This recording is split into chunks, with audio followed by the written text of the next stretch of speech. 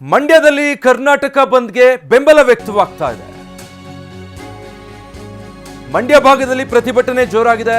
ಕನ್ನಡ ಸೇನೆಯಿಂದ ಖಾಲಿ ಮಡಿಕೆ ಚಳುವಳಿ ಆರಂಭಿಸಿದ್ದಾರೆ. ಮಂಡ್ಯದ ಸಂಜಯ್ ವೃತ್ತದಲ್ಲಿ ಮಡಿಕೆ ಚಳುವಳಿ ಆರಂಭಿಸಿದ್ದಾರೆ. ಖಾಲಿ ಕೊಡ ಭಾಗ್ಯ ಕೊಟ್ಟ ಸರ್ಕಾರ ಅಂತ ವ್ಯಂಗ್ಯವಾಗಿ ಪ್ರತಿಭಟಿಸ್ತಾ ಇದ್ದಾರೆ ಕನ್ನಡ ಪರ ಹೋರಾಟಗಾರರು. ಕನ್ನಡ ಸೇನೆಯ ಜಿಲ್ಲಾಧ್ಯಕ್ಷ ಮಂಜುನಾಥ್ ಅವರ ನೇತೃತ್ವದಲ್ಲಿ ಮಂಡ್ಯದ ಸಂಜಯ್ ಸರ್ಕಲ್ನಲ್ಲಿ ಈ ರೀತಿಯಾಗಿ ಖಾಲಿ ಮಡಿಕೆಗಳನ್ನು ಪ್ರದರ್ಶನ ಮಾಡಿ ಆಕ್ರೋಶ ವ್ಯಕ್ತಪಡಿಸ್ತಾ ಇರುವಂಥದ್ದು ನಾವು ಕಳೆದ 2-3 ದಿನದಿಂದನೂ ನೋಡ್ತಾನೆ ಇದ್ದೀವಿ. ಮಂಡ್ಯ ಭಾಗದಲ್ಲಿ ಪ್ರತಿಭಟನೆ ಕಾವು ಹೆಚ್ಚಿದೆ. ಮೊದಲು ಪ್ರತಿಭಟನೆ ಆಗೋದೇ ಮಂಡ್ಯದಲ್ಲಿ.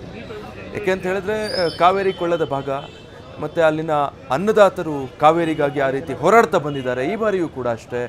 ಯಾವಾಗ CWRC CWME ಆದೇಶಗಳು ಹೊರಬೀಳ್ತಿದ್ದ ಹಾಗೇನೆ ಅಲ್ಲಿ ರೈತರು ಮತ್ತು ಕನ್ನಡ ಪರ ಹೋರಾಟಗಾರರು ರಸ್ತೆಗಿಳಿದು ಪ್ರತಿಭಟಿಸೋದಕ್ಕೆ ಶುರು ಮಾಡಿದರು.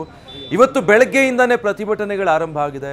ಮಂಡ್ಯದ ಸಂಜಯ ಸರ್ಕಲಲ್ಲಿ ಖಾಲಿ ಮಡಿಕೆಗಳ ಪ್ರದರ್ಶನ ಮಾಡ್ತಾ ಇದ್ದಾರೆ. ಕನ್ನಡ ಸೇನೆ ಹೋರಾಟಗಾರರು ಈ ರೀತಿ ಪ್ರೊಟೆಸ್ಟ್ ಮಾಡ್ತಾ ಇರೋದು.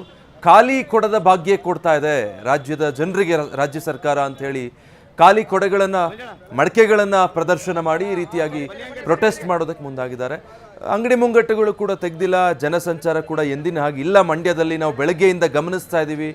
ಪ್ರತಿಭಟನೆಯ ಕಾವು ಜೋರಾಗಿದೆ ಮಂಡ್ಯ ಭಾಗದಲ್ಲೆಲ್ಲ. ಯಾಕಂದರೆ ಈಗ ಮೈಸೂರು ಬೆಂಗಳೂರಲ್ಲಿ ನಾವು ಗಮನಿಸಿದ ಹಾಗೆ ಅದೆಲ್ಲದಕ್ಕಿಂತ ಮಂಡ್ಯದಲ್ಲಿ ಸ್ವಲ್ಪ ವಿಭಿನ್ನ ಚಿತ್ರಣ ಇರೋದನ್ನು ನಾವು ಗಮನಿಸಬಹುದು.